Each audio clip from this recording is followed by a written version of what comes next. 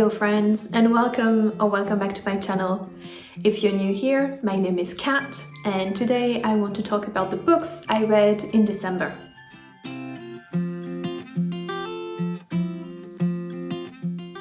This is a very late reading wrap-up, but life happens, so we're doing it now. Obviously, I've read those books quite a few weeks ago, so I will do my best to give you a recap, but they might not be the freshest in my mind. The first two books I read in December are Fourth Wing and Iron Flame by Rebecca Yarros. I read both of those in Swedish. It was a reread for me because I wanted to read at least one book in Swedish before the end of the year so that I could practice my language, and it was a lot of fun also refreshing my mind before the release of Onyx Storm. And overall, I don't have a lot to say about those books.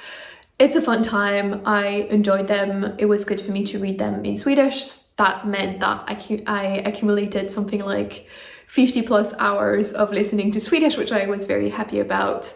They are not masterpieces. I think there is quite a few things that I could criticize about those books, but I read them for pure entertainment. I'm not really caring about the quality. So again, it's a fun time. I enjoyed it. It was a good way to unplug my brain and relax while doing some dragon puzzles. So yeah, again, a lot of fun. Next, I read Ego is the Enemy by Ryan Holiday. This was my first book from this author, but I've been familiar with his content for quite a while because I've watched some of his YouTube videos, listened to his podcast, read his newsletter. So he has a lot of things out. So I know of him and what he's talking about, but I had never read one of his books. So I was curious to do so. And also for December, I was looking for something quick and fairly easy to listen to, and so I picked this one, which was available on my audiobook app. I would say it was fine, but it was not groundbreaking. I felt like it was very a type of mass market kind of book with very short chapters, not doing in that much depth. So I was a little bit disappointed because I felt it was very similar to what you get from his newsletter, for example. And even in his newsletter, sometimes it feels like there is more content condensed in a very short format.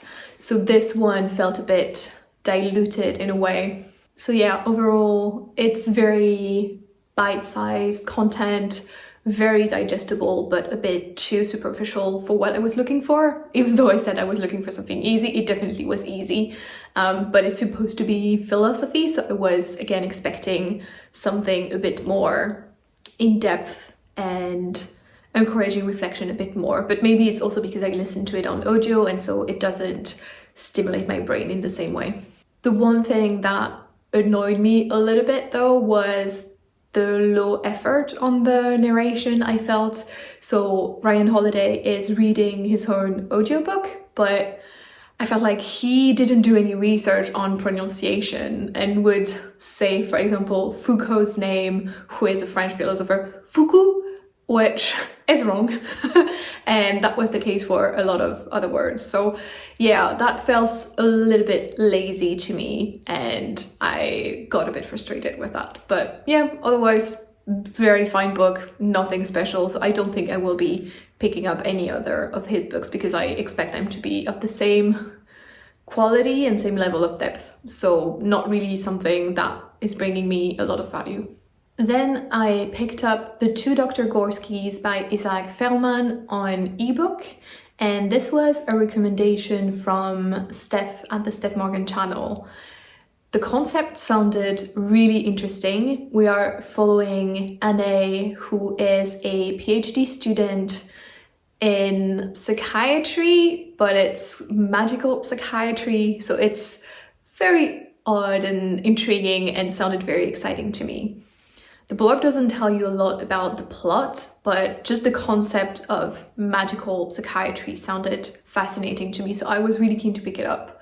I started the first chapter while I was eating lunch outside and just wanted something to read, and I was hooked. I was expecting this book to be a new favorite. I thought the writing was beautiful. I loved the imagery and kind of themes that it was weaving in, and kind of the patterns that you could see emerge from the book. I thought it was super interesting about dual identities and the different versions of ourselves. Yeah, I was kind of obsessed with that first chapter, but then I picked up other books and took a little break from this one. So when I got back to it, I think the magic broke a little bit, and it was very uneven of a book for me. Some chapters felt very good. I loved them. I was super intrigued. And then other chapters I would be a bit like, what the F? What is going on? And not really understanding what the author was getting to. Yeah, overall, it was a very odd little book. It's fairly short, and I still don't really know what to think of it. Because again, there were parts that I absolutely loved. There were some bits that felt so relatable, and then other bits where I felt completely lost and didn't really see the point. So again, very uneven, very intriguing and weird somehow. The contrast between the two was a bit jarring and confusing, and so again, I still don't really know what I think of it. The bit that's a little bit disappointing is that I haven't really been thinking about that book since I finished it, so it didn't leave a very lasting impression on me. That being said, I would be quite keen to pick up something else from this author because I could see a lot of potential in their writing. Moving on to the hard copy books that I read in December, I picked up Orbital by Samantha Harvey. This is the Booker Prize winner for 2024, which is not the reason why I picked it up. I was very intrigued by the concept. So it's a very, very short book following a group of astronauts and cosmonauts in what is not named as the International Space Station, but clearly is. And so we're following their journey around the Earth for 24 hours and the number of orbits they're doing around the Earth during one day. I've seen this book praised for the prose and the writing, which is supposed to be very poetic, very beautiful. It was also a book club pick for Christy and Joan's book club, which is why I was also very excited to pick this up. It was a combination of the topic of the book, everything around astronomy, space, exploring the big blue sky is something that I'm very drawn to. And also the timing of Christy and Joan's book club, I was very excited to pick it up and read it with everybody else.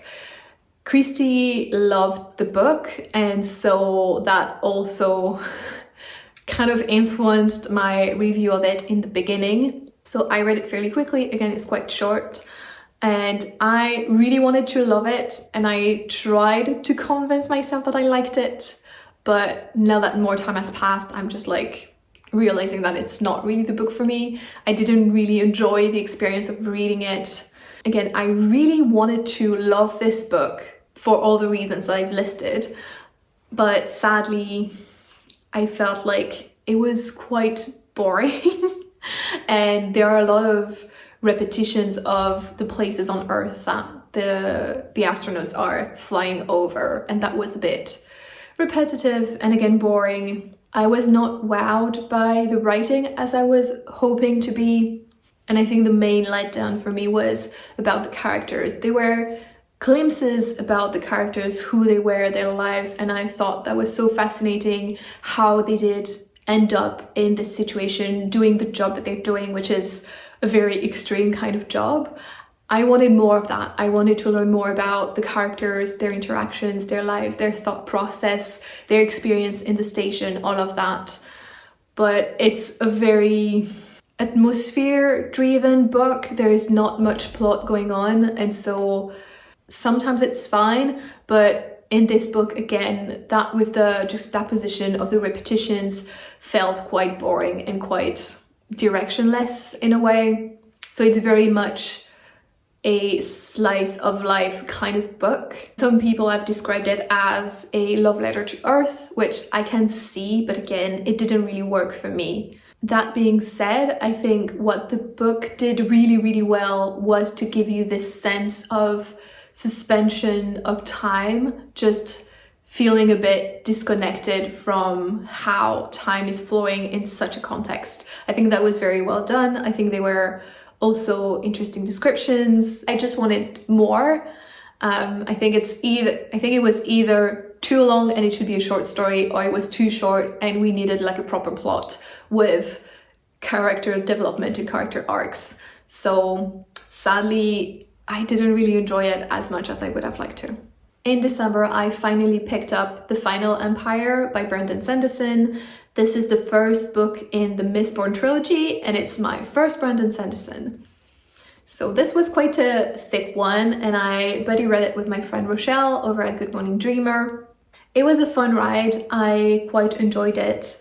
To give you a bit of context, we are in a world which is covered in ash and is governed by the Lord Ruler, which is this kind of godlike figure who has been in power for over a millennia. In this world, you have a class of people, the Ska, who are enslaved and living in very dire condition. We are following a young woman, Vin, who is from this class, and she is a thief and moving from thieving crew to thieving crews and being abused and living a very difficult life. She ends up meeting Kelsier, who is a thieving crew leader, but a very different one from the men that she's encountered in the past. He's very welcoming, he's trusting of his crew, and he's treating her well, which is very new and odd for her. And so they assemble a team of Mistborns and Mistings, who are people with special powers in this world, with the goal to overthrow the Empire and take the city and deliver it to the rebellion. So this is very much a high fantasy heist story. And again, I thought there was a lot that was very well done in this story. I read it more as a writer than as a reader. I was really trying to understand the nuts and bolts of the plot and how Brandon Sanderson was constructing the story, which was very enjoyable. I quite liked it, especially because I've watched some of his lectures on YouTube about science fiction and fantasy writing. So it was interesting to see that in action in this book. That being said, I was expecting this book again to be a new favorite, and again, it was a fun ride. I enjoyed it, but it didn't hit as hard as I was expecting. I've heard so many people rave about this book, and yeah, again, it was fun, but I felt that the emotional punches didn't hit as hard as they should have. Trying to keep this spoiler-free, there is a part in the book where something quite dramatic happens and you're supposed to be quite devastated, but I was not, so that was a bit surprising to me. I think the characters are still rather complex and interesting. They have contradictions, they are flawed, so there are a lot of the elements that would make you care a lot about them, and yet still I was not that attached to them, I realized when that happened. So that was an interesting contrast, and I'm not so sure why that was the case. So I'm currently reading the second book and also enjoying it. So we'll see how it goes throughout the series, if things change or if my opinion stays the same. Again, I think it's still a solid book and a good fantasy for people who are interested in the genre. So I would recommend, but not a new favorite as I was hoping it to be. And then the final book I read in December was Empire of Normality by Robert Chapman. This is a book I had started in November for the November event that I was hosting, which is a readathon / reading challenge, encouraging people to pick up books about neurodivergence, the mind, the brain, how those works, and neuroscience, mental health, all those kind of topics. This was my favorite nonfiction book of 2024.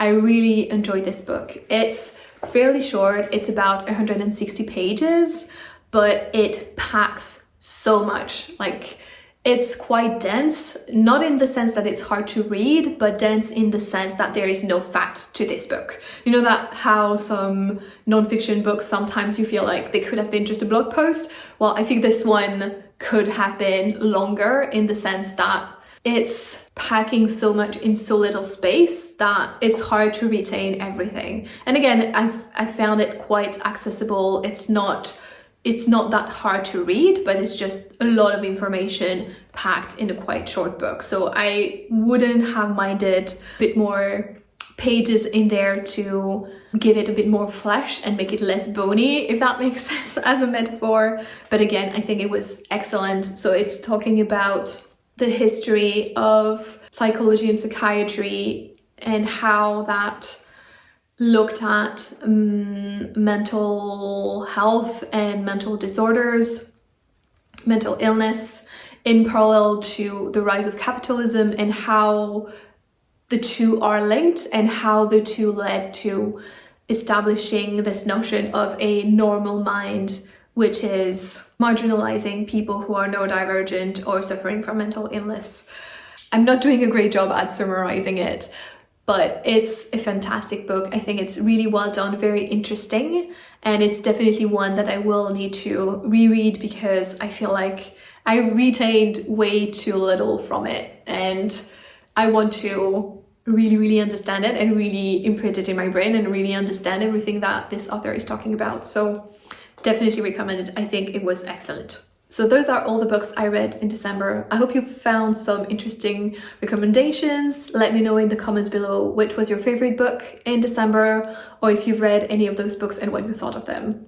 As always, thank you so much for watching, and I hope to see you in the next one. Bye bye.